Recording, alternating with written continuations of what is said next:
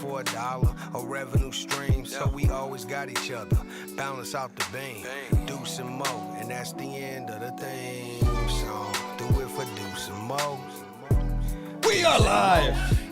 Hey, how are we doing? Happy Monday. Did you already what? Like cringe? You don't have to turn toward me if you can't turn toward me today. I don't need to look at your ugly mug. Shout out to everyone watching us live on a Monday. I'm Juice. That's Morgan. How are we doing on this Monday? Hey, what's up, man? Hey, Morgan. Hi. Jesus. I accidentally hit the music off. My bad. Welcome, everybody. I'm not doing that today. Shout out to Nesto, by the way. What's up, Deuce and Mo? I finished out the school year as a teacher and master's student, earned a 4.0 in grad studies, and had a solid graduate recital. One more year to go. I've missed y'all, but I'm thankful for a break so I can watch some of you the most excellent work. Let's go. Give him a hell yeah. Give me a hell yeah. Dude, that's so badass. Congratulations. Really, really cool. Appreciate you guys being here today. We'll start the podcast in just a second. How I'm here today, people, doctors, and my staff are perplexed. Seen a doctor. People were like, just, hey, relax. No, I have to be on the podcast today. It doesn't matter that I have a severe back strain that has limited my mobility. I mean, and when I say like I've had trouble walking, yeah, but I'm here today because it's the right thing to do. When you say you're doing a podcast, or because we have a job to do, like that could be another thing too. You seriously though, like it's making my stomach hurt just looking at you. So if you are going to do this the whole podcast, I'm going to make you go like just you to go lay down, do it from Zoom, and I'll do the podcast here. Why? I'm fine. I'm fine in this moment. You know how many times that I've come to this podcast sick or something else is wrong with me, and Deuce goes, "Don't act sick, don't act hurt." Like literally I said that before podcast. And what do? I'm like, hey. What? Hey, you okay, bud? You okay? This is I've tried helping you out. Shit. Yeah. We'll just start the podcast. We've got a lot to go over today. It's a big week. We're 17 days away from the NBA draft, by the way. So long still. I know. It's gonna get here fast. Okay. 17 days away from the draft. We're gonna talk a little bit about the Kings draft. We got to talk about the NBA Finals. A lot of storylines around the league. Quin Snyder, I'm out. Donovan Mitchell, I'm shocked. Ugh, you're shocked. Why does that even bother You're you? shocked. Why, everyone, it's all politics. Everyone plays the game, dude. It's a game to be played. Yeah. Well, let's get into it. Yeah, please. I'll try to carry this podcast like I normally do. We're with good. A bad back and We're good without you too, bud. Deuce We're good. and Mo coming down in 3, 2, 1. Hit my music. Deuce and Mo. Deuce and Mo. Deuce and Mo. They tell you what they know. Deuce and Mo. Deuce and Mo. Deuce and Mo. The podcast that you know. Welcome into the Deuce and Mo podcast, the Monday edition after Game 2 of the NBA Finals and 17 days away from the NBA Draft. I'm Deuce Mason. That's Morgan Reagan. Morgan, how are you? I'm fantastic, Deuce. I just, I'm really excited to be here on this Monday. Very healthy, happy. Inspired? Not inspired at all. Actually, we didn't get to do a watch party yesterday because Deuce's back was too blown out. Am I right? Yeah. And look, I appreciate people suggesting, oh, it's getting older. No, this was not Deuce Mason getting out of bed and hurting his back. This is Deuce Mason at the gym clanging and banging midweek, doing a little push press, and I tweaked my back. Then You a said few you days didn't later, even have weights on. that's not true. Oh, that you is did? not true at all. Okay. And then, a couple days later, I'm feeling good. Friend's dog walking around Midtown. I'm like, you know what? Give me that leash. I'm taking this big dog, and I'm like, you know what? Let's run a little bit, big fella. You need to get some energy out. So I'm doing a nice jog. The dog kind of veers right, sharp, pop. And so I come to an abrupt stop, and immediately my back went like a complete shutdown mode. And I'm like, oh no. So, yeah, my back's been out. And yesterday I was in bed pretty much all day, icing, heating pad, taking Advil. When I got out of bed, I could barely get out of bed. But here I am today. Here you are. Just like Cody Rhodes yesterday when he was at Hell in a Cell against Seth Rollins with this torn tendon, right? Something off his pec. Yeah, like the muscles literally ripped off. Yeah. I'm here too. This is my Hell in a Cell. And I don't let you guys down because it's 17 days away from the damn NBA draft. I'm going to be here to talk hoops because of course I have to be. I committed to it. I'm here. I'm not here to talk about being an inspiration. I leave that stuff to you guys out there, but I'm here today. You did leave me with no watch party yesterday. So what happened to you yesterday? We could have done the watch party yesterday. It was just, yeah, no, and in all seriousness, What? dude, it's weird. It's weird when I've never had an injury where I've had trouble literally walking, where I'm like, I felt old. Yeah. And you feel so vulnerable. Back and you injuries go, are bad, oh my man. God. It is way better today. Well, it's good. still not great. I've but never it's better. seen you like this, and all I think about is like, man, what's old Deuce gonna look like? You're gonna be in bad shape, man. Okay. See, this is the support I get. I'm thankful for people on social media who actually gave me legitimate support. More, it's like, well, how is it going to be when you're older? Well, people are saying likely story, Deuce. Deuce is the Iron Man of podcasting. I don't know. See, you choose to read the negative ones. I choose to read the majority of people who are digging this. Anyway, appreciate you guys being here today for the podcast. We will be talking about the Kings draft, as I mentioned. We got to start with Game 2 of the NBA Finals last night. Man, and by the way, how about all the Kings reps at the game last night? You saw Vivek and Angeli Ronadive behind the Celtics bench. You had Mark Jones doing the game. You had Mark Jackson, who interviewed for the job, doing the game, with Will Hardy, who also interviewed for the job on the Celtics staff. Mike Brown, the assistant coach, now the new head coach of the Kings there. Bielitsa, Stauskas. Wow. Who else was there? Wow. I'm sure if we really dug deep, who? Matt George tweeted out that De'Aaron Fox and Davion Mitchell were at the game too. Well, there you go. So don't tell me that the Kings are not ready for the NBA Finals. They were there. They're so ready. They're so ready. Oh, my God. Yeah, let's talk about what was happening on the floor. So Warriors, of course, get that win, 107-88. Series is now tied at 1 game apiece. And, you know, the Celtics kind of remind me of my dog, Carlin. Why? Carlin the Frenchie. Yeah, no, I know who Carlin is. He sees another dog or in a dog park situation, he's going to get up in that dog's face a little bit. Bark a lot. Bark, bark, bark. Bulldog bark. mentality. Yeah. But the second a dog barks back, puts him in his place, he backs down. Okay. That was the Boston Celtics in game 2 yesterday. Damn. No. And it doesn't mean they can't evolve and go into game 3 and be better. But yesterday, from the start of that game, what happened? Draymond Green, that first possession, tried to rip the ball away from Al Horford. He didn't have to do that in the first possession of the game, but he made it a point. He set the tone. I didn't play well in game 1, Nope. offensively or defensively. We were soft. We got punked. We have to come out of the gates ready to go. It started there. He kept being physical, and the officials weren't calling shit. The Warriors set the tone physically. Mm-hmm. And that really told the story of the whole game, in my opinion. How many times have I talked about this in so many different sports? Well, especially in football and basketball. When you're the team that is setting the tone, the officials are most likely going to go along with that tone because they know that they can't make or don't want to make, some don't want to make the whole game about them and screwing up the entire flow of a game, which a lot of the flow was screwed up in the first half of yesterday's game. But truly, it's like they respect that tone that is being set and go, okay, they're being consistent with it. That's what I feel like officials look at a physical team and what they're doing, especially if it's just consistency, right?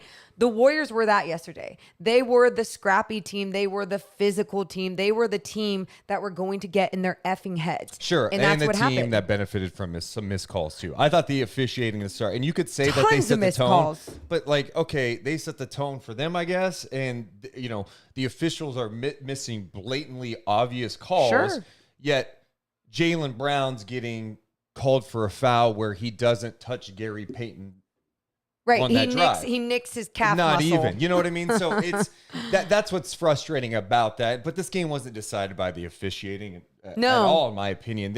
I just loved how the Warriors came out of the gate. And we credit Draymond, but there's so many other players who were significant defensively yesterday. It was decided by turnovers and missed shots for the Boston Celtics, right? Like when you have that amount of turnovers. Get out in transition. Yes. And the Warriors did a fantastic job of capitalizing on those turnovers, one, but also capitalizing on their defense. And their defense was setting the tone for what they wanted to do offensively. And that was obviously make their damn shots. And so there were guys that were making their damn shots too with the Warriors yesterday.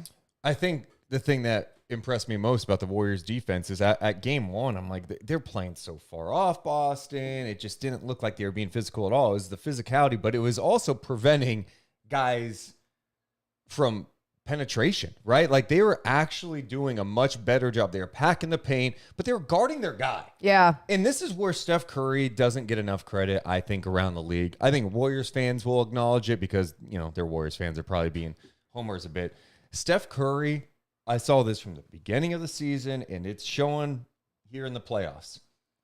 He is so much better defensively. Mm-hmm. He's in the right spots. I mean, there was a play yesterday where he's got to be switched on Horford inside the key. He played it well, forced a turnover.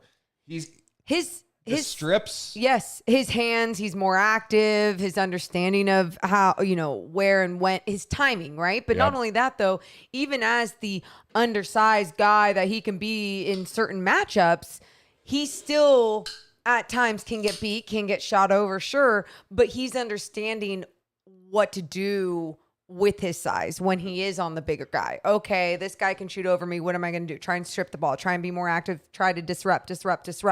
And then on top of that, the way that he's getting his hands in passing lanes so much more. There's just little things that he's definitely tweaked with his defense, and he doesn't get enough credit for it because sometimes when people identify a guy as something, they have a hard time changing their mind. And it's annoying. It's very annoying. And I'm not ever going to pretend like Steph's some, all defender in this league. That's fine. But you just talked about his size. There's certain disadvantages he's just going to have from a physicality standpoint. But I thought he held his own. He made some great plays for them and deserves love for how he's evolved into a much better defender. Where, look, they're still going to try to pick on him at times, of course, get Tatum switched onto him. But it was really impressive. Well, you do that from not only a defense, like you think about what Tatum can do size-wise and it being a mismatch and everything, but you also try and go at him too, because if you can put him in a situation where he has to foul or where he's going to be knocked over and it's going to look like a foul on him or whatever it may be, great. Get Steph Curry on the bench. Like, that is another goal of just going at him. He's been awesome in this series. He really has. Like, best player in the series. Yeah. I get so far, you know, first 2 games, he's been the best player. It's funny when you look back at game 1 and you look at what he was accomplishing, obviously early on in that game, and then what happened in the second quarter, and then so on. Then he had that spurt in the third, just like everyone else did with the Warriors. But yeah, I guess just not putting all of the loss on him or anything in that first game, but there was still a lot of great things he did. This game, he was consistent throughout. The question, too, I guess, going forward for this series, we'll talk about Boston more so in a second, but, like, is this officiating crew, when the series shifts back to Boston, going to let things go a little bit? Because I think one of my big concerns with the Warriors still in this series, I think it's going to be a great series, is, all right, who else is going to step up, like, offensively? Because Steph is going to carry a lot of the load. Yeah. And Boston is going to adjust and throw some different things at Steph in Game 3. But who else is going to step up? Like, Jordan Poole kind of got it going a little bit yesterday in the second half. The first half, him and Clay were not good again. Clay has been a problem. And if you want to go ahead and say, hey, I'll bet on Clay, he's going to start knocking down some shots. He was 4 of 19 yesterday. His defense on the perimeter is bad right now because of the injuries. He's just lost a step, in my opinion. But that Steph's gonna need more help in this series. So who else is going to step up? That's kind of my question. You know what's great about Clay, at least, and with Jordan Poole, is that there's still threats out there. So even when they are missing and not making the right decisions, there's still attention that needs to be put on them, right? It still allows this openness, hopefully, in the middle for guys to penetrate and pass out and look out. And then obviously in a game like yesterday, when they're making their shots 40% from 3-point land for the Golden State Warriors and everything, they're going to have better games and they're most likely going to win, especially when they cause another team to just turn the ball over and play sloppy. A couple of big things I think that really help Golden State. We talk about them like, oh, they set the tone early. The other thing is GP2. This guy, the fact that he's back after that fall that was so nasty against the Grizzlies, and he was available for game 1, but the medical staff was like, yeah, we'll see. So he didn't play. They played Iguodala. And Andre Iguodala, who's been dealing with a knee thing, look, he's old. And he looks older. He shouldn't be playing, especially since he hasn't played since like the first round. Yeah. They played him in game 1. He had a couple of shots, but after that, it didn't look good at all for him. He doesn't play in game 2 at all. They play Gary Payton the second. He makes his debut. My big question about him was, okay, he's already not a good shooter. We know this. Yeah. How's he going to look? How's he going to impact the game? Right. Well, he hit all 3 of his shots. Hit a 3. Like, he attacked. But what he does defensively is disgusting out there. I heard a Warriors fan use this example. Who was this? On Twitter? Oh, I was listening to Light Years yesterday. Oh. And it was like the best thing I've heard about Gary Payton. He plays defense like it's offense. He's just everywhere. Like, loves it. He is going for it. He's going for steals like crazy. He's everywhere. But he's a smart defender too, by the way. A smart defender. I mean, there's a sequence in the game last night where he's matched up against Tatum. Tatum wants to switch. Who switches on him? Draymond. And just having him out there, especially because Poole can't defend at this point in his career, and Clay can't defend these guards. Right. Having a guy like GP2 out there to be able to defend, I think, is massive for the Warriors. And I think this is going to be a huge boost for them. They still need Clay to knock down some damn shots, but You want to know why it was so huge, too, in a game like yesterday. Look at the rest of the box score for the Boston Celtics. You had guys like Derek White and Marcus Smart, who aren't really contributing as much as they were in game one. I mean, Derek White still finished with 12 points, but Marcus Smart finished with his 2 points. Al Horford, another guy that needs to make sure he has consistent games throughout this series. Only finished with 2 points. Another guy, you need to get those second chance opportunities, those O boards, put it back up, whatever he needs to do to get scrappy and make sure that he's finishing and getting points on the offensive end. But Gary Payton, the way he defends and the energy he adds on that defensive end for the Golden State Warriors, like the trust that they have in him, that's what everyone was feeling. And you could feel that energy of like trust in this team coming together and understanding like, oh, we've got this. Like we're in their heads. And they were in their head. I mean, look at Jaylen Brown. yeah. And I think that was the big adjustment that they made, was eventually putting Draymond Green on Jaylen Brown and then putting Clay on Horford. Because although Clay is not the guy that can defend on the perimeter like he used to, Clay's big enough and strong enough to deal with Horford a little bit. And it's just kind of a weird matchup. And so I think that was a fantastic adjustment. And then the guy that is kind of like the unsung hero, in my opinion, for Golden State through the first 2 games is Andrew Wiggins. Oh, I thought you were going to say Looney. Oh, Looney's just been solid for sure. Yeah. But Wiggins has brought so much for them defensively. The way he is picking up Tatum, just in him. The whole time. And he's picking him up full court. He's bringing the energy. And I know he's been their kind of defender this season, and now you're in the biggest stage, but that's what I want to see is how's Andrew Wiggins going to play on the biggest stage against Tatum, who's this like rising star in the league. And I think he's made life hard. And that's all you can ask for. I think when you look at any of these legit guys in the NBA, it's like, you just got to make life more difficult. I saw Wiggins do it to Luka. Luka's still going to get his. Just like Tatum's going to make tough shots because he's 6'8", has got an unbelievable stroke. Like, he's going to knock down shots. But can you make it a little more difficult? Andrew Wiggins has done that for them. And I think that's been really, really pivotal for them, especially in game 2. But I even saw glimpses of it in game 1 before, the Celtics had the crazy ass fourth quarter that they did. So now you have a half of a human in Rob Williams right now, and Al Horford, as your bigs. Are you making adjustments as the Celtics to being like, look, we've got to go a little bit smaller. We've got to change that up. Like, what is your mindset today with that, with all that going on? Well, one, they got destroyed in the pick and roll, the high pick and roll. Rob Williams is out, and I said this before. This is why I picked the Warriors to win this series, was because Rob Williams not playing is so significant. And he played like 25 minutes in game 1. Had some nice moments. Yesterday, had some really nice moments, even though he's not healthy. No. He leaves the game after Marcus Smart bumps into his knee, and you're just like, are you kidding me? His ability to fly everywhere, contest shots, like, he's so difficult to finish over. I mean, it's there's sometimes I'm like, oh, the guard has it. And I think a lot of times if you're Steph, you're like, oh, I can get to the basket. I've been able to finish over tough guys before. Yeah. But he is so long and gifted as a rim protector. He's like a nose for the ball, too. Dude. Like, he can understand how to shadow it and make your life so much harder, even if he can't contest and block the actual shot fully. So now they're in a situation where they do go small. And Tice just, look, guys make mistakes, but Tice playing off Curry at one point. Why are you in drop coverage anytime on the floor when Curry's out there? Why? I just have a hard time seeing Boston be able to win this series without Rob Williams playing a big role. And that was the big thing going into this series. And I thought yesterday, the adjustment Golden State made was like, okay, we need to go to bread and butter.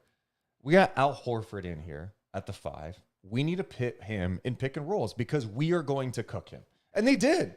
It was like another vintage Warriors third quarter where they cooked the Boston Celtics, and they did it just going, hey, let's go high pick and roll and let Steph do his thing. So what I didn't believe in before the postseason, I didn't, like we've already mentioned, I didn't really believe in the Celtics. But what I've seen from series after series, what they've done in the postseason is that they are really good about, or Ime Udoka and his coaching staff, really good about making those adjustments.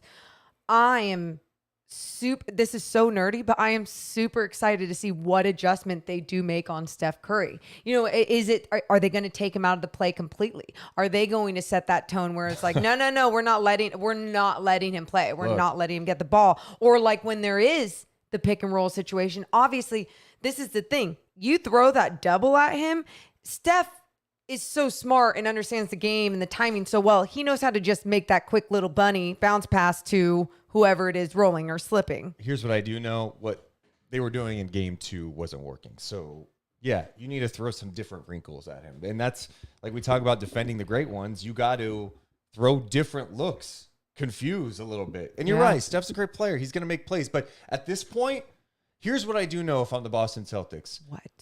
Steph can kill us. We haven't seen that from Clay. Jordan Poole. We've seen him do it in the postseason. And he had a stretch yesterday. Uh-huh. I'm at the make other people beat me.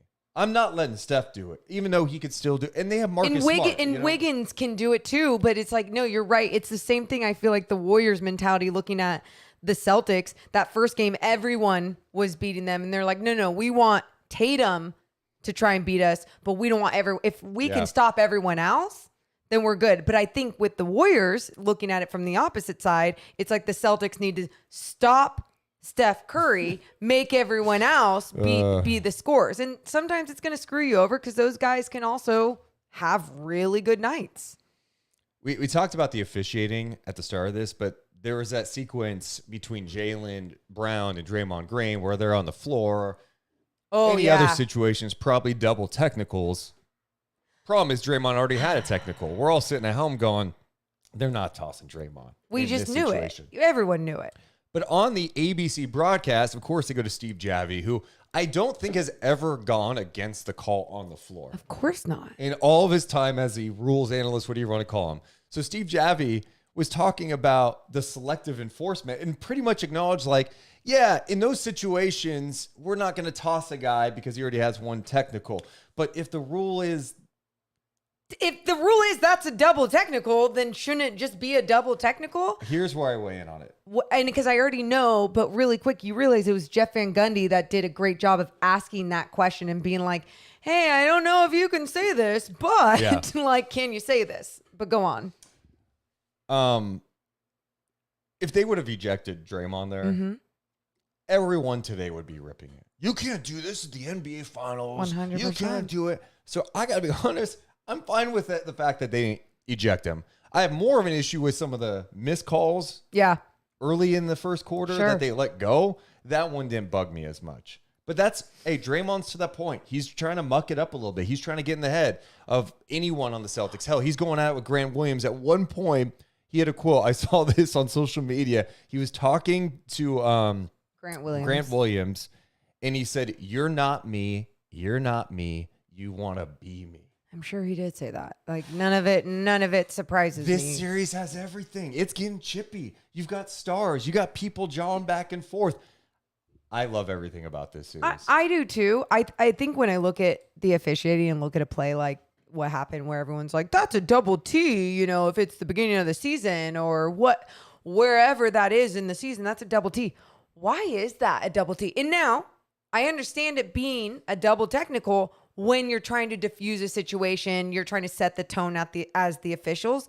But that, in my opinion, should be able to happen so much more in the league and not be a double technical until the second or third time. Yeah, I guess part of it is, I think these officials sometimes get so irritated with players. It's like, hey, we give double technicals here. Hopefully they can stop doing this shit. Yeah. We don't want to have to worry.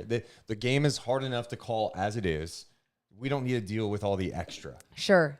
But it was just an interesting comment from Steve Javie. He's like, yeah, we're selective Yeah. enforcement. I'm like, whoa, that's weird for a former NBA official to just come out and say, like, yeah. I that's appreciated the accurate. transparency of it too. And I was like, okay, because this is what people hope. But the thing is, and what that can do to piss people off too, Deuce, is that it's not consistent. You know, you look at, wasn't there a time when Giannis either didn't get a call or did get a call or something happened? Remember, Giannis was supposed to get his sixth foul. Remember, and it was the spin move, and he like threw his arm, and it was an offensive foul. But the refs didn't call it, and it was in a big game in this postseason. I totally forget which game it was, but I remember being like, "Man, did they all know that Giannis was going to get fouled out?" Yes, the broadcasters were talking about, everyone was talking about it. But what sucks about that is that if you're the other team, that's part of the strategy, is like putting these guys in some of those positions. Put Draymond Green in a position that he is going to get teed up and get thrown out of there. Put Giannis Antetokounmpo in a position where he is going to get his sixth foul. You know, like that's the only thing about the selective calls that suck. Yeah. No, I hear you. Come on now. Hey, you may not get those different officiating crew in game 3. You're in Boston. This is going to be a good series. It's a chess match. And now how do the Boston Celtics adjust, especially without someone like Rob Williams out there and what he brings defensively? Because him not being 100%, only playing 14 minutes yesterday, I know you get a few days off here, but you know, he's had time off too. And it's just not, his knee is not getting better at this point. A little bit more love too to Grant Williams, that you just said that quote that Draymond was in his face saying that. Grant Williams does a pretty good job of staying composed with all that bullshit going on with Draymond getting up in his grill and doing that shit. And he's just like, I ain't doing anything. I'm not doing anything. And I'm always really impressed with the composure. You look at the Celtics going back now to Boston, and all I think about is, like I said, the adjustments that Ime Udoka and the coaching staff are going to make, but also Ime Udoka watching film with this team and ripping them a new one for so many different things. And I effing love it. Yeah, I mean, I think the biggest thing is, can you maintain your level of physicality when they're physical with you? And what I saw in game 2 is turn it up. The Draymond Green and the Warriors went right back at him, and they were like, "Okay, go ahead. I'm barking in your face. I'm in you. How are you going to respond?"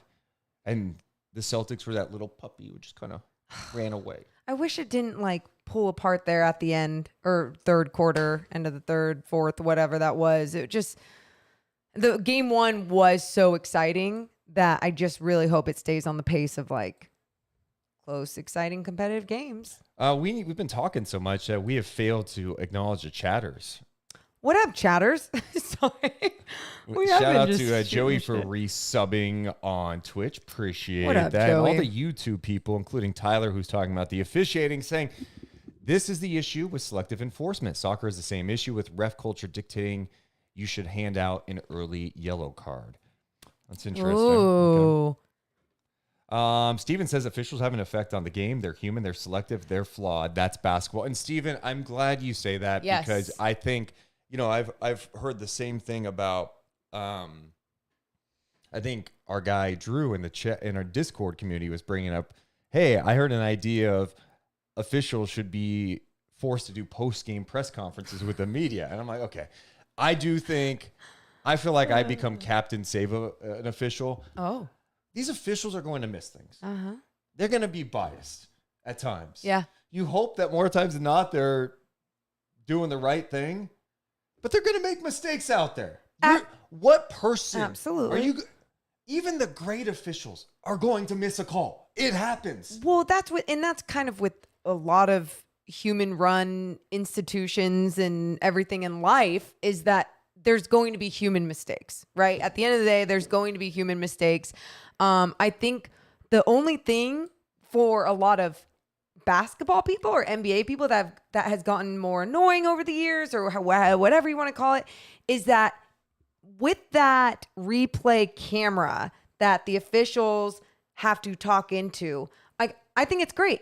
There's other people who talk about these officials wanting their camera time. There's other people talking about officials, you know, obviously a Scott Foster loving attention, and it's about him. We used to see that with Joey Crawford. You know, like, we've seen that happen. They're human. Some of those things are going to happen. But at the end of the day, like, they're doing a pretty damn good job.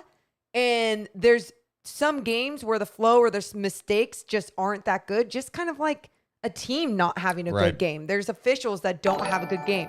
And I get it. There's a lot on the line, a lot of money at stake to not allow those things to happen, but it's going to happen. Before we talk some Kings draft, let's give some love to Spanish Goddish. Give me a hell yeah. Cheers. Couple of super chat donations from him, including, hey, what are your thoughts on Cody Rhodes' injury? And do you think the Kings should go after Donovan Mitchell if he's available? Thoughts on Cody Rhodes' injury. For those who aren't aware of Cody Rhodes' injury, I'm just going to show it on the screen. The guy like tore his pec or whatever, and he still competed in Hell in a Cell yesterday. So gross. So gross. Are we serious here? Like so. Look at this. Look at that. And he's getting surgery, but he competed and won the match. Imagine if you guys saw my back right now. I think it probably looks a little similar There's to that after the nothing on your back back. strain. There's But no. yeah, I'm playing through it too. It was insane that he did that. As far as the Kings and Donovan Mitchell, how would you get that done? I mean, it's De'Aaron Fox going there, maybe picks. Like, is that even something that the Jazz would be interested in? 1, 2, Donovan Mitchell's influence in all of this would be really interesting if he does want to leave Salt Lake City. And we're going to talk more about the Jazz stuff in a second. We'll talk some Kings draft. But we should mention that today's podcast presented by our friends over at the Detail Pros of Sacramento. Go to thedetailprossac.com. If you're trying to get your car detailed, this is the place to do it. Nick's a local guy. He does amazing work. You could drop off your car to him and come to you. You pick up the options. It's amazing, Morgan. No, it's seriously amazing. I didn't know how much I didn't know about taking care of my car. I'm a very clean person, so my car's always, picked up, right? But to understand the protection I needed to have with the paint and on the inside as well, and with the tires, I learned so much from Nick. And I'm telling you guys, there's 3 different packages. So you can pick whatever one fits best for your lifestyle, for your finances. But let me tell you, a car is an investment, and make sure you're putting the work back into it. Well, and let's be honest about it. You can't be driving around with a dirty ass car. That's true too. Take some pride in it. Yeah, take some pride. So go to the detailprossac.com, select Deuce and Mo and how you heard about the Detail Pros of Sacramento, and maybe, just maybe, well, it's not a maybe. You will. All right. You'll get a free paint sealant upgrade. It's a $125 value. Head over to thedetailprossac.com. Book it today. Also presented by our friends over at Guaranteed Rate. Rate.com/Sean Stanfield. If you're looking to buy a house, you're wondering, can I afford to buy a house? Just do me a favor and hit up my guy, Sean. Me and Morgan have known him for over a decade. Huge Kings fan. He's helped multiple podcast listeners get a house or refinance. He will answer any of your home buying questions. It could be, especially if you're a first time buyer, like, I don't know, what's it going to take? What is refinancing? What does this, any of this even mean? Sean could break it down for you. So go to rate.com/Sean Stanfield. You can also give him a call on his cell phone or text him, 916-276-7563. Just a warning, if you do call or text him at 916-276-7563, he's probably going to try to talk NBA draft with you. Oh, yeah. So have fun with that, too. Yeah, so deal with that. That's Equal Housing Lender, subject to credit approval. NMLS ID number 349707. Company NMLS ID number 2611. NMLSConsumerAccess.org. Thanks so much to our friends over at Guaranteed. Great. Guaranteed. Great. That was a little fast on me. It was.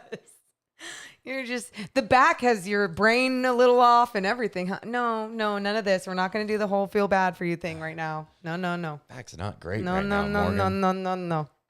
He good. So, Morgan, we're 17 days away. Chatters, I appreciate you guys being here, but the biggest thing I can ask you to do right now if you're watching us live is hit the thumbs up button. Make sure to subscribe on YouTube. Hit us up on Twitch. Follow us there. That would be amazing. Appreciate you guys.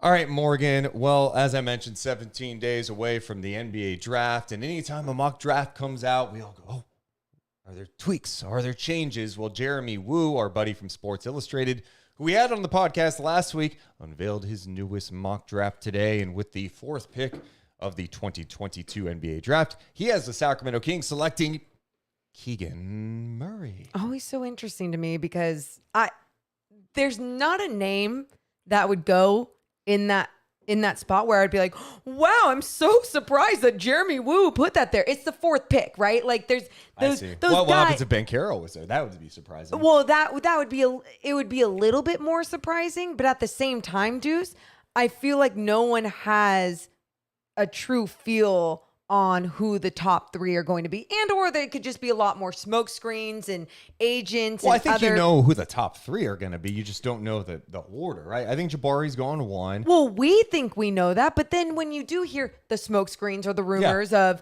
Jaden Ivey, could he actually be in the top 3? I'm going to personally say no from my educated guess, but at the same time, that's where I go, you just don't know what happens on draft night. And so when I do see the mock drafts, I don't get super surprised when I see who's at 4 for the Kings. But at the same time, it's always fun when someone has a few more new nuggets. Well, here's what Jeremy Woo had to say about the Kings drafting Keegan Murray with the 4th pick in his mock draft. He says the Kings could certainly take Ivy and try to make the fit work, but his likely availability also creates a potential value proposition for them if they decide to trade back. Murray is also someone to watch closely at this spot. If Sacramento decides to keep the pick as a prospect who can split the difference between winning now and building for the future, the Kings will have to look at every option, and I would consider Dyson Daniels as a possible dark horse here. Shaden Sharp will be in the mix too, but his inexperience and longer timeline don't quite align with Sacramento's current project, at least on the surface. Keegan Murray can add value as a scorer, rebounder, and defender, and produce without hijacking the offense. Improved playmaking and jump shooting would make him even more dynamic. With that, James Ham over at the Kings Beat said the Kings will listen to offers for the 4th pick, which is not exactly surprising. He put out that the Kings, again, find themselves picking near the top of the NBA draft. And once again, the Kings are debating what they should do with the 4th pick. They're expected to listen to offers for the pick. After trading for Sabonis at last season's trade deadline, the Kings would like to make a playoff push. They are in the range to draft the 3 players seen as most ready to make an NBA impact, so Sacramento may look to trade the pick for win-now help. The Kings would love to land Paulo, Chet, or Jabari. That would mean moving up. It's unclear how Sacramento would make that happen, as they aren't likely to trade their best players and move up the spot or 2 to draft one of Banchero, Holmgren, or Smith. So a lot to unpack there with Jeremy Woo and James Ham on their NBA draft stuff. Couple of things. I've spent a little more time over the last couple of days watching more Jaden Ivey. I'm really diving into literally every one of his offensive possessions because synergy. Yes. I will not unveil my synergy source, but thank you to that person. And I understand why so many people out there are enamored with Jaden Ivey's potential. Yeah. The explosiveness in transition, 6'4", Athleticism. super athletic, right? Elite athleticism. Yes. Explosive. Absolutely. I guess I'm not to the point. I still have more to do. I mean, we're 17 days before. I'm not going to make any bold proclamations at this point. Good. But I'm not as high on him as others. And that's fine. Look, maybe I'm swayed going forward. I just look at him as someone who, it's not even worried about the fit with Fox per se, because I think Jaden Ivey is comfortable playing off ball. My biggest thing watching some of his stuff at Purdue was I think he should have had the ball more. I think he's most effective when he's got the ball in his hands. And this is what's so challenging when it comes to the draft. If Monty McNair thinks that this guy's got the highest ceiling and he could be a star, I think you have to take him. That's where I'm at. If Monty McNair, who's had some decent success with first-round picks the last couple of years with Halliburton and Mitchell, if he views him as like, no, this guy has a chance to be the best player in the draft, I think you have to do it. You can't be in a position where you're like, well, let's go for just fit because we're just trying to get in the playoffs. No, if Jaden Ivey goes somewhere else, if he goes to Detroit and he turns into an all-star and you got Cade Cunningham and Jaden Ivey taking over the league, you're going to be kicking yourself all for of these years. things can happen at a player in so many different spots, right? You think about it with the Kings in the position that they're in with that 4th pick and then that mistake being happening and it's like, oh, well, shit, like this always happens, right? A lot of people would feel very, very bad for the Kings. But with this whole situation too, I understand the whole win now scenario. I think sometimes when I say this, people get mad, but I don't think it's realistic that the Kings will make the playoffs next season. And I don't mean that so confidently so early. I just think you really have to be smart about looking at the West and looking where the Kings are right now with tweaks. Like, we can put out there all the magical tweaks that we want to happen, but doesn't mean that those are going to happen, right? Doesn't mean that Mike Brown in year one can just make this team that's had a 16-year playoff drought into a playoff team. And he could do the opposite of what I'm saying as well. But my point is, I'm just trying to be realistic from a basketball standpoint. And when I look at someone like Jaden Ivey and what he can do on the floor, it's really betting on his potential. Yeah. And I think when I'm with you on that. I don't think it's necessarily something next year he's going to be like, oh, he's taking over. When I say that line though, Deuce, a lot of people come back at me and go, well, that's what you're doing with every guy. You're betting on potential. But no, I'm just looking at this specific individual and his game and the potential he would have with the fit with the Sacramento Kings, and what people think he can be, right? And so if you do believe that he can be that star player, whatever, you do that. But from what you and I have both watched with, full games and then some obviously extra synergy highlights and all of that stuff, it's fun watching the great things he can do, but the things that he lacks, for example, his defense, his defensive IQ, that's shit that scares me. When your hands are in your pockets and you don't even have pockets in your basketball shorts, but that's where they are when you're playing defense, that to me screams effort. It screams IQ. And I'm just questioning this guy with a 7-foot wingspan, why you wouldn't utilize that part of your body. So then my pushback on that immediately, because I've seen the same thing you have, and I haven't loved what I've seen defensively at all. Because you just said he's got physical tools. You get him with an NBA coaching staff, someone like Mike Brown going up against Davion every day. Teaching him. You can maybe get that out of him. Sure. That's that's wishful thinking, but I'm just saying. It's not. No, and that's what I think these teams look at. His shooting, I think, the one encouraging aspect is that 3-point percentage went up from his freshman year at Purdue, 25% to 35%. So you're seeing the improvement there. I just think there are other things about his game that I'm like, I don't know. I don't trust his shot. I don't always trust his decision making.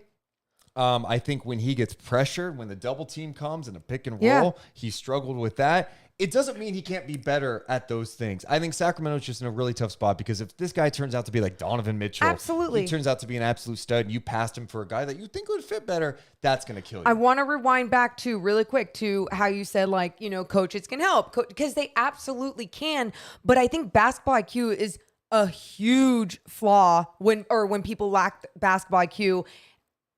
It's a huge flaw to have. And the reason why I say this, because I look at someone like Marvin Bagley. Yes, just so many injuries, his health, a huge problem. We look at his athleticism and that double jump that he had, the double hop where he could stay in the air and all of these things. And the defense that was not taught as an individual defender at Duke, right? Like, he didn't understand. They shoved him in his zone, whatever. With Jaden Ivey, I go, well, you're not going to get that from him in the first year. If you're looking to win now, you're literally like that whole defensive mindset doesn't just change like that. It could take an entire year. In all fairness, what? There aren't many rookies who come to the league ready to play defense. And that's absolutely it right there too. And that's why, yes, keep poking the flaws at, my debate. No, I like it because it is very true as well. I'm just telling you what I see and what I like and don't like. I think he definitely has some issues. You go, again, it goes to what you said. It's the potential. And if you do see that, hey, he can turn into a legit shooter, he puts in the work. Like, that's the other thing that you've talked about before. Is like, we're not in the interviews with these guys. We're not watching film with these guys. Right. Hell, the stuff we're watching on Jaden Ivey from earlier this year in December, January, February. Well, breaking news. We're in June now, and he has had a chance to work on this game with NBA trainers. Absolutely. They're sitting down. Do you know what they should be doing if you're a college prospect? You're going, all right, I'm watching my stuff. How do I get better at these things? How do I handle double teams better? What can I do off ball? The other thing I would say with Jaden is like maybe he looks better with NBA spacing too, right? And he played with a big who could pass the ball at Purdue. We saw that. Yeah. Oh, right. Williams. Yeah, legit. Well, My Sabonis guy. obviously is one of the best passing bigs in the game. I think the other problem with Sacramento, just in the short-term fit, if it was Jaden Ivey, is just like the spacing. You know, Fox hasn't shown consistently as an outside shooter. Yeah. Sabonis is not. You know, then you add him. It's like there isn't a ton of spacing at all. I want to get to this question from one of our chatters, NBA Rigged. Do you think we have the development coach to assist? From our experience, development coaching is lacking for our organization. Do you think so? Absolutely. To the lack of developing going on, I think there's been some great individual developmental coaches that maybe didn't get to do everything that they needed to do. And I think now going forward from what we've seen with Jordy Fernandez, that's now going to be on the coaching staff, who believes in the grind of the G League and the development and understands how important that part of the game is. And then someone like Doug Christie, who understands how important it is to teach the game. And then Mike Brown, who you've seen grown as a coach over the years. I think that's something that can be answered. Will it be perfected in the first year? You got to give it time, right? But I do believe that you have the right players now that are going to buy in to what this coaching staff is saying and maybe even do a better job at developing some of these younger guys. The other thing too, you know, we were talking about Jeremy Wu saying Keegan Murray in his mock draft. I like Keegan Murray. I really do. Good size. He could score, plays defense, smart player. I don't think he's got that nasty in him that I kind of want out of a player. But I think there's this weird narrative happening with Keegan Murray where it's like, yeah, that's the safe pick. It's just a safe thing. Yeah. I'm like, well, one, this is the NBA draft lottery. I mean, I don't know. I to call something safe unless it's like you're drafting LeBron James #1 where everyone's like, no, this guy's going to be a stud. That's fair. I don't know if anything's really safe, but I think some people act like, oh, Keegan's just a guy, and maybe he is, but he could score it in college and he's gotten better. This guy wasn't some like highly recruited guy out of high school where he's getting all these D1 offers. No, he was coming off the bench his freshman year. This year he came into his own. I dig his basketball IQ is high. He does some nice things defensively. He has some good size. Do you draft him for? I'd probably try to trade down personally. But I like Keegan Murray. And think about how we always talk about how, well, if you're a team like Sacramento in this market, you have to build through the draft, like grow through the draft. And you call him safe. Okay, let's say for some reason they either traded up or Chet Holmgren was all of a sudden just there. Whatever. Let's just play that. And he doesn't turn out to what he needs to be. So you went with the unsafe pick. You went with something that you thought was going to be special and turn out to be something special in the NBA. So at the same time, what direction are you trying to go? And I think with Monty McNair and this crew, it's like, I understand you're kind of in this win now situation, but you can win now with a good basketball team, not just one good individual. With a good basketball team, you can do some special things on the floor. Please. Yeah, I mean, you need talent. You got to take a swing. And if it's Jaden Ivey, okay. If that's what you believe. I'm taken back by your being okay with the Jaden Ivey thing. Is it more just because it's like the unknown? A couple of things. What? This is me one, these NBA front office, hopefully they're watching more than me. Hopefully, they're doing more homework than me. Amen. I'm not going to say I fully trust, hey, in Monty we trust. But Monty's had some success in the draft. Yeah. I think he's a smart guy. I think he does his homework. I think he has a good feel for this. Okay. I don't think this is a situation like, hey, the Kings are passing up on Luka if they don't draft Jaden Ivey. That's not what I think at all. I think he's got upside for sure. The fit's not great, but I think what I get worried about is this all-out pursuit of just getting in the playoffs. Yeah. And Monty has pushed back on that notion. Like before, he's talking about now it's about sustained success. That's what it should be. I was listening to Simmons and Russillo today. They talked about the Kings at the end of their podcast, and Russillo was talking about how he's had conversations with NBA people going, yeah, I have no idea what the Kings are going to do. And like, oh man, do they really go Ivy? But if they don't get him and he goes somewhere else and turns out to be an absolute star, it's just we're having the same conversations again. 17 days away. This is what makes it fun. I want to also mention that Jeremy Wu said one of the dark horse guys is Dyson Daniels at 4. Oh, Who yeah. knows? I like Dyson Daniels a lot. I think Dyson Daniels could be a player that's got the upside. I don't know that he has the upside to be like, oh, he's going to average 25 a game in this league. I don't necessarily see that. I just think he does everything pretty well. Yeah. And he's learning it at such a young age, especially with defense. G League Ignite, understanding that what you need to accomplish on and off the floor as an NBA player. That does so much for their mentality on the floor and how they understand when they have the resources, what to do with their bodies and how to take care of it.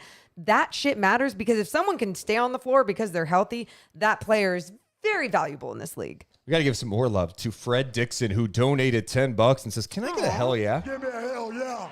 Thanks, Fred. Donald James donated $5. Might as well donate now while I have the money. Okay. Yeah. Give me a hell yeah. Appreciate that.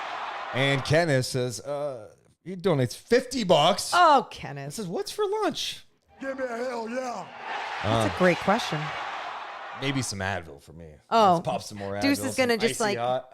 maybe some other vitamins too. Dude. How am I hearing now? I'm honestly really impressed. No. See, now you're wanting the compliments. We're not going to I'm do kidding. that. Let's get to some more people in the chat. Will Z says it's such a nice change of pace not having rumors floating around out there from the front office. Yeah, the only thing that we've heard is that the Kings could move the pick if they are blown away, which I'm like, well, insert team could move this pick if blown away. That's any team in the draft at the top, right? Yeah. That's how I look at it. Mr. X says Daniels at number 4 will never happen. He will not go that high. Yeah, I don't think he'll go that high either. I think if the Kings decided that they were targeting someone like Dyson Daniels, to me, that's a move down a couple of spots and get him. And maybe that's a situation, Detroit wants to move into the top 4, or there's another, I don't know exactly who it would be, but there's definitely some options. Steve Miner says, I watched maybe 15 Purdue games. Ivy isn't that can't miss guy. He has many flaws, and you hope he can develop a jumper. I hope he goes early so Paulo falls to the Kings. Yeah. The more I watch Ivy too, I see the flaws, but I also am, and this is probably just mainly me being a coward, I guess, right? No, because I'm a coward then, and I don't want to be like, that's not true. Well, You let me can finish my sentence. Sit on the fence. It's not about sitting on the fence. I just have I'm not an NBA personnel guy, okay? So I'm not going to sit here and pretend like, hey, man, this is who this player is, who is he going to be, blah, blah, blah. There's so many factors at play. No shit, right? Yeah. I can see why teams like him. I just right now, in what I have seen, I've seen more flaws from Jaden Ivey that make me go, I don't know if I'm all in on that. Same. I'm not like, I think there's this notion that he is a can't miss. If he's there for you have to get him. I'm like, I mean, if you truly can sit as a front office and tell me like you see the star potential, I get it, but he's not there yet. People talk about, he could be better than De'Aaron Fox. I watched De'Aaron Fox play at Kentucky. De'Aaron Fox was a far better college basketball player at Absolutely. the University of Kentucky than Jaden Ivey. That doesn't mean Jaden Ivey can't turn into something else. My whole point to this is I'm not going to sit here and act like Jaden Ivey is this and he can't turn into this because he can't do this now. We make this mistake too much during the draft, and hell, we could get to 2 years from now and go, man, how'd this guy go at 15 or 16? He's the best player. Like, you just don't know. And just because we say this about a player and point out flaws, you guys, doesn't mean that 2 years from now, oh yeah, Dusimo hated him. Yeah. They pointed out all his flaws. I don't They care about hated that. him. No, but I think some people are so black and white on these topics. Pointing out one's flaws as a rookie or as, an NBA draft prospect is not saying that they're not going to be good in this league or they're not good enough, right? It's just trying to be like, look, we're talking about what the Kings should possibly do with that number 4 pick and what we've seen from some of these players and what we believe are educated guesses to what we think the Kings should do. Steve in the chat says Jaden Ivey is a 6'4" Donovan Mitchell. Well, one, what always throws me off too with Donovan Mitchell is like he's always shorter than you realize. But look, if Jaden Ivey's a 6'4", Donovan Mitchell, then you better draft him number 4. Mm-hmm. I mean, right? Like that's If that's really how you feel, then yes, it's great to have that asset too. Like you figure it out. I would love to know what the price is to move up in this draft. Like, Same here. how do you get into number 2 or number 3? If you love Banchero or you love Chet, and I watch those guys, and I'd be like, God, if they got one of those guys, I'd be in heaven, in basketball heaven as a burp. No. I think you would have to give up a lot, Deuce. And I think these teams understand and know how desperate the Kings are for the win now situation and why they would want to move up, that I just don't see it happening unless a lot of shit would have to be given up. There's nothing What? I understand you want to end the drought. You can't do everything just to end the drought. Nope. It's just such a short-sighted position. And you're screwing us all over No. if that's the case. Yeah. You have to be smart about this, because when I hear win now, that's what championship teams say when like they're about to pay $200 million in luxury tax. That's what Lakeup's saying, like when they're making moves. Or in win now. Win now isn't get to the play-in game. Yeah. Like what? That's not win now. No.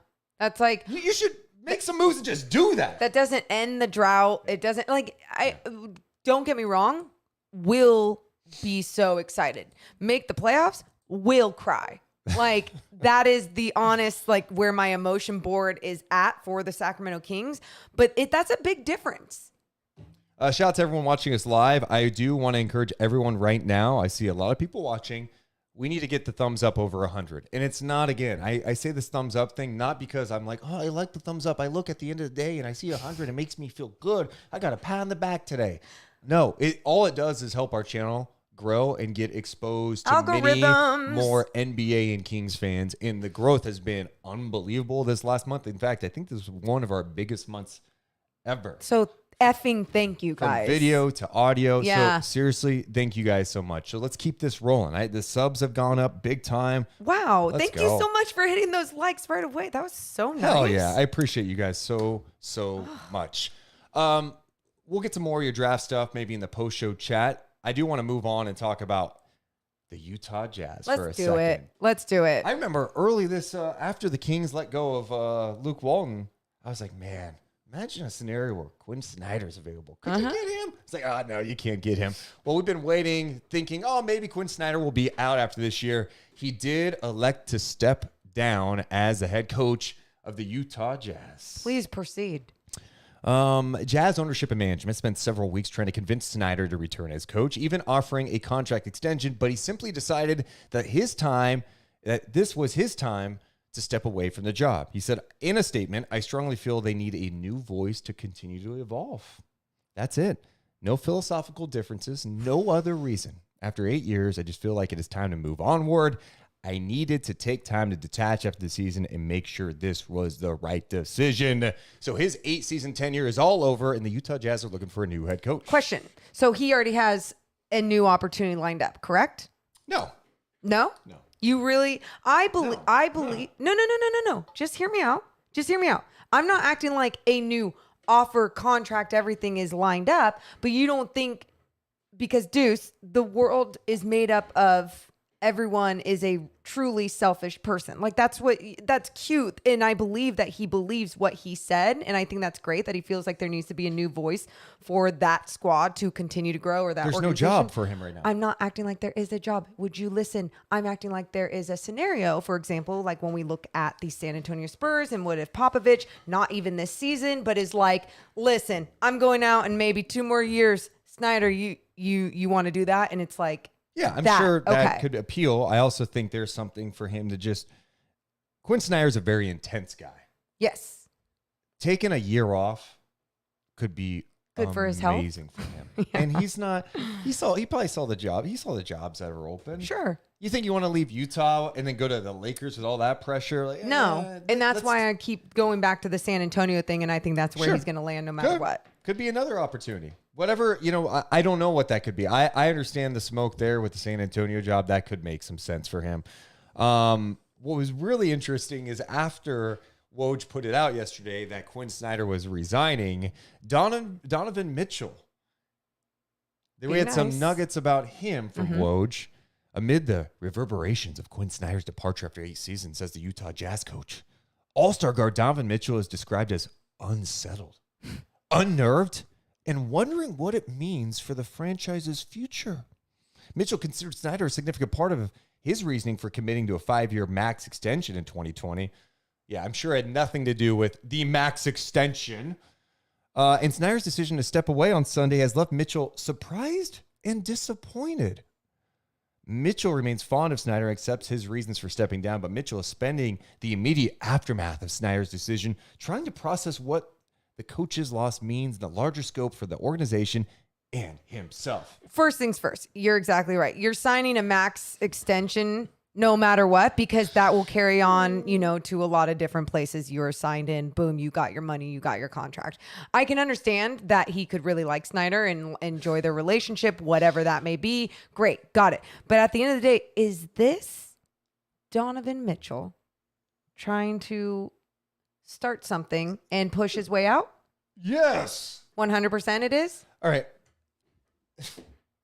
Donovan Mitchell saying he was surprised by this is utterly ridiculous. Or is he trying to push out someone else to the change of Rudy Gobert maybe? Sure. Okay. But let's rewind. Okay. Just him talking about Quin Snyder resigning, saying he was surprised. Morgan, we do an NBA and Kings podcast in Sacramento. We were talking about Quin Snyder's future in February, going, I don't know. And Donovan Mitchell's surprised by this? There was reports all year long about this. There is zero surprise about Quin Snyder stepping down. From one, just the rumors around it, but you've got a new front office. Danny Ainge is involved. How involved? That's kind of unclear. They've got a newer owner. Hey, this is not surprising at all. he's trying to set the tone of the narrative that he wants to take. Let it happen. This is the direction he wants to go. I do need to give someone a shout out. Lorraine Fox says, hey guys, shout me Aw. out. Well, shout out Lorraine Fox. What up, Lorraine Fox? Dude, talk about a baller, but go on. Who? Lorraine Fox. She would always come out. Well, she came Okay, out. you're assuming that's De'Aaron's mom. If it was. Oh, if it was. Lorraine Fox. Because that's his mom's name. Look, she says, hey, Morgan. Anyway. It could be her. Who knows? Either way, So- she's dope.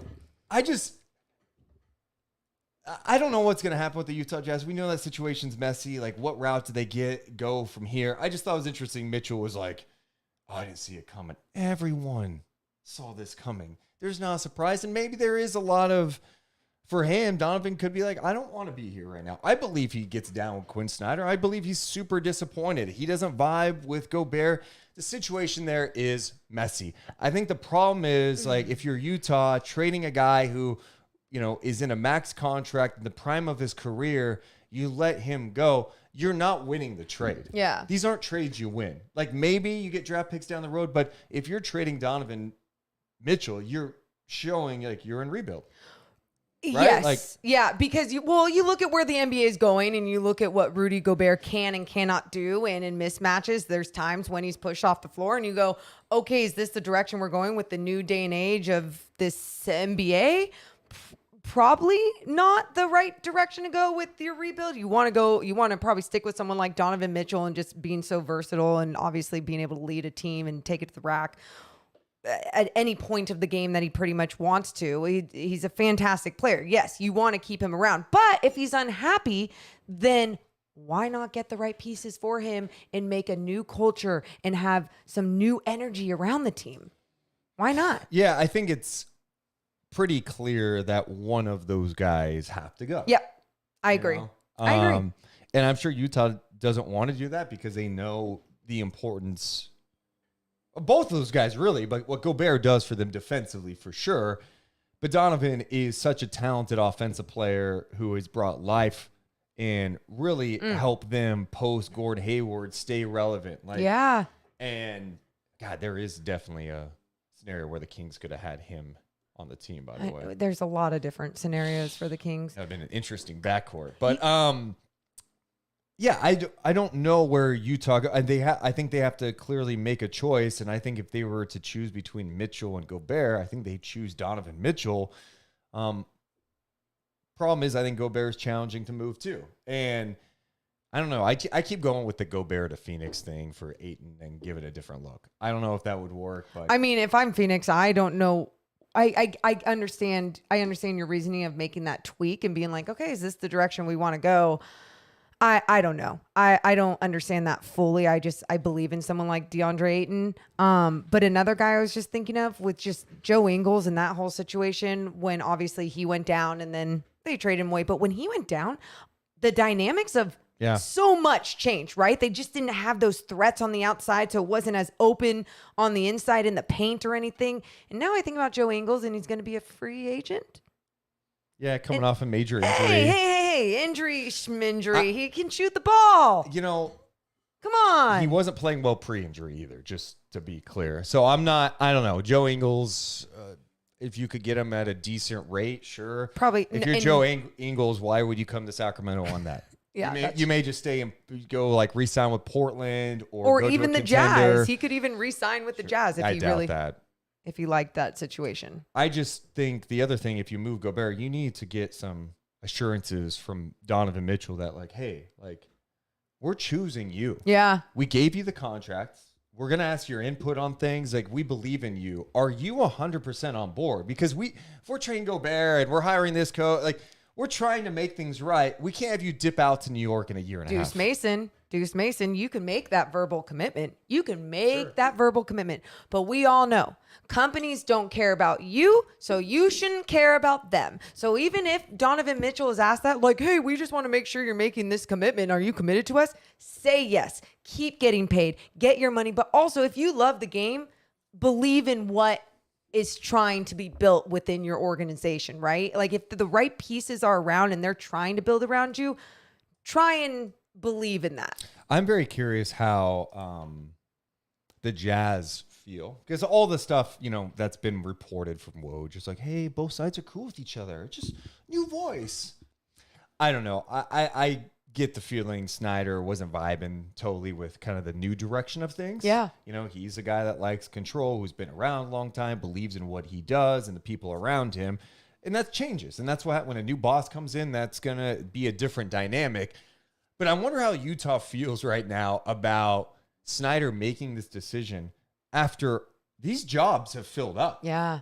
Right? Like, there's still candidates that they're talking to, and there's some of the same names. Charles Lee's name's been mentioned, Will Hardy.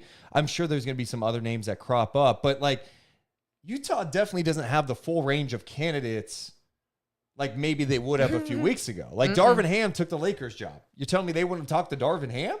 100% they would have. So I'm just curious how the Utah Jazz front office feels right now about the timing of Snyder stepping down. Yeah, I'm sure the timing kind of screws with them a little, but at the same time, like, good for him. Do it on your terms. They don't care about you either. We should also talk about something that happened late last week where Adam Silver kind of did his State of the NBA address, and he was asked about maybe changing the format of the NBA season. Is it time to go away from 82 games? Is it too much? He said, I'm not against changing the format of the season or even shortening it if it can have a direct impact on injuries. He adds that he isn't sure there's correlation. A couple of things. I don't think Adam Silver has zero desire to shorten the NBA season. Okay. But he should be thinking about it. Absolutely. And Richard Jefferson had some interesting comments on ESPN after that Silver breakdown where he's talking about the 82 game seasons. And Richard Jefferson thinks it's ridiculous that it's even being talked about. Let's play some of what Richard Jefferson had to say about why it's ridiculous for the league to shorten this season from 82 games. Absurd. I think this is. Let me. I just got stretched here. This is my issue right here. Right, is that you have game readies, You have Normatex. There was years ago where players used to not travel. They would not travel commercial. We have eliminated back-to-backs. We now have a week-long all-star break instead of like 3.5 days. Yep. And I remember guys used to have to catch flights, play the last game on Thursday, play in the game on Sunday, and then you would have a game on Tuesday, Wednesday. They have done every single thing. Every team now has sleep staffs. They have extra training staff. When I came into the league, you had 2 doubled as an equipment manager. Now you have massage therapists that travel with teams. Now guys you want to shorten the season? Like, how much more do we have to make this coddling and all of this stuff go with the players? It makes absolutely no sense. Professional sports is not good on your body. It's supposed to separate the people that can do it from the people that can't do it. And while we do want our best product on the floor, part of greatness is longevity. That's what Michael Jordan, that's what Kareem Abdul-Jabbar, that's what LeBron James, all of these guys, we talk about their greatness over a long period of time. And to keep eliminating this and dialing back to the point where it's like there's nothing else for the players to do. I think it is a joke. I think they should never do this. Now, if you were talking about the in-season tournament, I think that's 100% maybe if you wanted to just have a little bit more space. But this right here is the epitome of coddling players to make sure that everything is okay. On top of the fact that players are taking rest days. On top of the fact that they're taking rest days right now. So how are you going to give them rest days and then say, well, we're going to shorten it to 60 games. We're going to shorten it to 70 games. At the end of the day, they're still going to take time off. Tell them about the So there's Richard Jefferson ranting about the possibility, which I don't think it's much of a possibility. Richard Jefferson definitely in that clip sounds like back in my day guy. Yep. 100% he does, Deuce. And Back in the day, we used to take a horse and buggy to town. Yeah, we've got cars. you guys, this is my thing that I was telling Deuce before too. The game changes so much. And I get that. And that's why even whenever I say like, oh, when I played, guess what? I know I only played JUCO ball and some pro-am ball in San Francisco, okay? I understand my level of play. I just go off of how I'm educated about the game, whatever. With Richard Jefferson, he's going off of his experience of playing at that professional level, but the game has changed. The pace, the physicality, the strength of these players and everything. And I just think that he has to factor that in a little bit, because you talk about guys, they would still take rest days. We don't know, because they're taking rest now. Some are taking rest because they actually freaking need it on their hamstrings and their body and their legs and whatever. Others, it's because you're resting for a postseason, which is wrong because so many people pay so much money to see these guys. So then if you want to keep the integrity and the quality of the game, why wouldn't you shorten it so then you could get a better product out there more often? See, I do agree with Richard from this standpoint. I feel like even if you cut it back, guys are still going to evolve into resting more. And Maybe. It's not going to change. They have done a better job. There used to be a time in the league where they played 4 games in 5 nights. Yep. That's gone. They've cut back on back-to-backs. I get all this, but my reasoning for them thinking about shortening the season has nothing to do with any of this. It has to do with we are in a different era. 82 games? We love basketball, Morgan. Love it.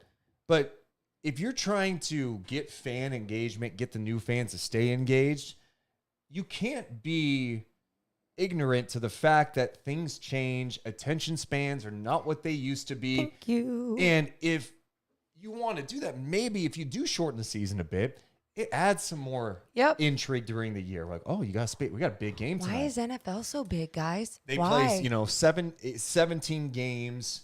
It's once a week. It's every Sunday the team plays. Now it's like Monday and Thursday, But too. it makes it more special. Yeah. And obviously, you're not going to have a 16-game NBA No. season. But could you shorten it? And could it be a better product, not only from some of the things you mentioned, but in addition to that, it just keeps the engagement. 82 games is a long time, especially for fans in like Sacramento, like when usually by February, you're like, ah. And they've tried different ways to keep the engagement with the play-in and stuff. I think you could shorten it a bit, and it would still be an intriguing product. That's where I am. We've got a back in my day guy, Mr. X. We are in a whiny era. You guys are beyond wrong. Mr. X, I'll just ask you to be polite and tell us why you think we wrong. Instead of, trying to come at us, just give us reasonings. That's it. But going back to the shortening the season, Deuce, you and I, before the WNBA season, we're like, all right, we're adopting a team. Let's go.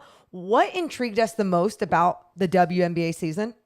Just fewer games. Fewer games. Because we knew with our schedule and what we have to put all of our attention into, which is like NBA, what's going on with the Kings, everything in the offseason, summer league, we knew that was doable. And I just think about so many people in their lives like that have kids and all these other things going on in their lives, and they want to catch all these games. It becomes a huge commitment for fans to do. And that's always been the case. I get that. I'm just saying there's so many different things about how the time has changed in our world with attention spans and everything. Like, why not look into that and possibly make those adjustments? Yeah, I mean, I think the league's done a good job at evolving, like some of the stuff that Richard Jefferson has said. But it's not like there's like 90% of NBA players who are going public and saying, we need to shorten the season. That hasn't happened. Yeah. And it's not going to happen because they're going to be asked, okay, you're playing fewer games. You're not going to get paid as much. And the owners aren't going to be making as much money. The league's not making as much money. That's the biggest hurdle in all of this, right? Baby. It is the biggest hurdle in all of this. So I don't even like Jefferson's rant about it. I think it's more of a media talking point than anything who are bringing up like playing fewer games. I'm sure NBA guys would be like, dude, I'm down to play 70 if I got paid around the same. They'd probably be down, but I don't know that. I don't think it has anything to do with being soft. I am looking at it from a pure entertainment standpoint. And I've used this example before. There was a time in our country where the three biggest sports were boxing, horse racing, and baseball. Yeah, shit changes, okay? Baseball was the juggernaut, America's pastime. Baseball is getting less and less relevant each and every year. You look at the ratings, empty you ballparks, look at the attendance, all of that. Yep. So the challenge for these leagues is how do you evolve your game while also understanding like your fans now, yeah. But you got to think long term with it too. Yeah. No, it's interesting to me. It's always an interesting topic, especially I just think about me not playing the games every season and how I feel after an 82 game season, after a King season each and every year. It's like I'm mentally drained, so I can't even imagine what these players feel like with like the mental and physical drainage. But what I love too about Richard Jefferson, because he is right, the great players can play not only the longevity of a season, but throughout their careers, and keep it long. I understand that. But that percentage, that tier of player, it's not like there's just like one on every team. There's not one on every team, guys. A couple other notes before we get on out of here. Rasheed Wallace joining the Lakers coaching staff. Let's go. Darvin Ham. All I'm thinking about, though, is Darvin Ham and Rasheed Wallace like going at like Westbrook and AD. Like, it's going to be interesting. You think? I don't know. Come on, older, mature, different time. But those guys are fiery. I love it. I mean, I'm very interested in seeing how that plays out. I think from a Lakers perspective, I was surprised they didn't go like the route that they usually go, is just hire some person who's kind of done it before. Like, oh, let's just bring in Terry Stotts. They hired a guy who could be there longer than LeBron. Yeah. So that's good for them. We'll see how it works. I think the challenge for Darvin is like Russell Westbrook. How do you utilize him? Yeah. And maybe he can be that voice that puts him into a different role. And Rasheed's going to be going at AD. Be like, you're hurt? Really? like, Really? Did someone just blow in your face? Like, come on. Come on, AD. It's going to be fun. All right, we're going to hang out on Twitch and YouTube for a little post show. And the YouTube, we're going to add the audio now. We love you guys, but we got to go. Thank you so much for being here. See ya. Deuce and Mo, Deuce and Mo, Deuce and Mo. They tell you what they know. Deuce and Mo, Deuce and Mo, Deuce and Mo. The podcast that you know. Deuce and Mo. Okay, post-show time. Shout out to everyone hanging out with us. If you guys have some questions, comments, Kings, whatever, let's talk about it. In the meantime, while we wait for those, I have to, you know what? You do that. And it's fun. Mr. X, I just want to tell you one more thing too. It's funny. It's like I get paid per game. So like I would technically be making less money at that point. One, it's not going to happen. But two, like, I don't know about you guys. I just love watching quality basketball being played. And I get it. It's like you see so many guys out there that you're like, why isn't that team tired? Why isn't that team tired? Every human body is just different, right? Guys are different. Teams, cultures are different. I just think with the way that guys play today, with the physicality, with the amount of games played, the amount of time spent in the gym when they're not playing an actual game, it would just better the game. That's it. Doesn't have to be an argument, man. Just a little bit of dialogue, huh? Come on. I don't know why I turned into this weird little mobster thing. Sam, we're not going to take Discord calls today, but we are going to do a playback watch party for game 3, and you can hop on and actually talk to us via video chat and everything. So make sure you get there too. Oh, Mr. X, we're done. But thank you. Dude, I can't believe you just got up. What? Congratulations. Okay. Are you okay?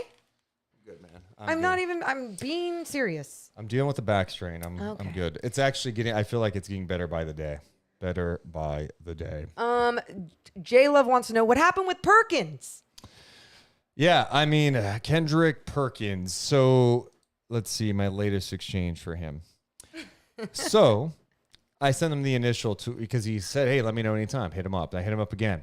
He goes, what's up, my good brother? Let's lock in for Monday. He said this on Thursday. And I said, this sounds good to me. What time are you thinking? No response. And then I followed up today. I haven't heard from him. He's a busy guy, man. So I'm not busy dude. If we get him, we'll get him. He sounds like he's down. He followed me. We'll have Kendrick Perkins on the show at some point. Mr. X would like us to know that Perkins sucks. Hey, you're a very negative person, Mr. X. Man. Just because you disagree with him doesn't mean he sucks. Like, it's not black or white, honey. And like, you can still like have a conversation. Ugh. Donald says it looks like Deuce just woke up. Interesting. Thank you. You did mention the bags under your eyes before. I've been in bed a lot. Get Sammy. We've had Sammy makeup before, man. We'll have him on again. Love Sam. Yeah. You guys are funny. Octopus Ear says, I don't even disagree that would be a better competitive season with fewer games. Okay. I just don't care. I want 102 games a season to watch. That's awesome. Oh, that's great. Yes. Dude. Have like the A team and the B team, and the B team can like take over on the tired days on the extra games. How amazing would that be? I still am fascinated by how the league is going to pursue this whole in-season tournament, and how are they going to get fans to care and players to care? I don't see it. I think the league has let's do something to spice it up. I just don't see that being the thing. I don't know what they can do to entice it. Not only to spice it up, but do you think it's because they see the success in soccer? Well, I know that's 100% why, but that has so much history. But that's my point. Like it's not apples for apples, right? And I'm confused as if that's the direction they're going with the thought process. I'm sure they're deeper into the thought process than just that, but still. Rory says I should do the podcast in bed like Coach Nick. Well, you almost did. Hey, I cannot believe, like, when I just got up. Yeah, that was the best I have felt walking. Dude, so I'm happy for you. This is great news.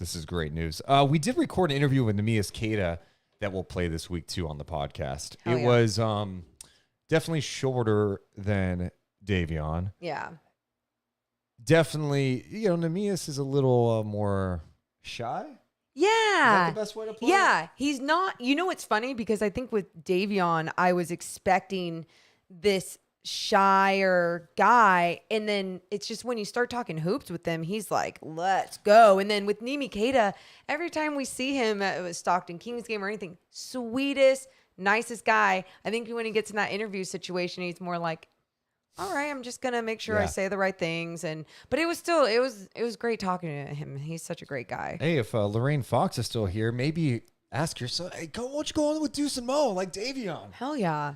I'd love to get Fox on at some point. Oh my God, that would be amazing. Blaine to train. I just don't see Queta having a spot with how good Jones played with Sabonis out. Yeah, I mean, It's a big summer for Cato. You know, he was last week in Santa Barbara working out down there, and you know, he's going to play in summer league, and so we'll see what he looks like. He's had some conversations with Sabonis as well, so that was cool to get that out of him too. Yep. Do you like having so much time between games in the NBA Finals?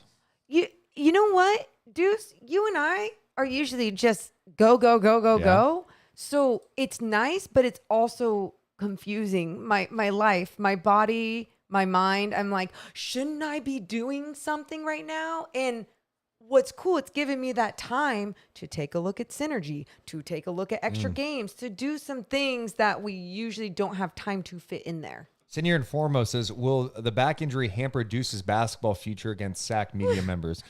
No, it's not going to hamper the future at all. In fact, I think it's, you know, like we were talking about Klay Thompson earlier when he's not knocking down a shot. He's not the same, like at the same level right now. That's kind of where I'm at. Like, even if I was on the floor, I think there's just this natural, like, hey, he's a threat. There's gravity. So I'd still have an impact out there, even if I'm not even in the next month would you have an impact out there. What? Dude, you're broken. Stop it. No, I'm not. It's gotten so much better. Mitch says, I don't want Donovan Mitchell personally. He can score, but he's 6'1" and doesn't play defense either. Yeah, I'm not going to get in the whole, like, hey, King should go after Donovan Mitchell thing, because I don't think they've got the pieces to get it done, and I don't think Donovan Mitchell would be I think if Donovan Mitchell is forcing his way out of Utah, if that's the route that he elects to go, I think he's going to have more of a say in where he goes. Okay. And I don't think Sacramento's on that list. I don't think so. So. I don't think so. Kings need a gray jersey to match your hat. Dude, that hat always gets the compliments. So most of my hats do. Okay. Well. Oh man, don't take back issues lightly, even if you use beer as a remedy. Yeah, no, I'm not, dude. I know how serious this is. I got scared. I was scared yesterday. So. Honestly, do you think we should get like a podcast hoop? I just feel like I've had this urge to play basketball more and more lately, and it's like I can't hop a fence to go over to school. Yeah. The other court's already taken all the time in the park, and I'm gonna look up how much hoops are. All right. Well, that should do it for us. Appreciate you guys being here. We'll be back live tomorrow at 10 a.m. I'm sure we're going to dive more into the draft because me and Morgan are going to be watching a lot. So we love you guys so much. Make sure to hit the thumbs up. Spread the word. We got to go. We'll see you guys tomorrow at 10 a.m. Bye. Deuce and Mo. Deuce and Mo. Deuce and Mo. Deuce and Mo. Deuce and Mo. They tell you what they know. Deuce and Mo. Deuce and Mo. Deuce and Mo. The podcast that you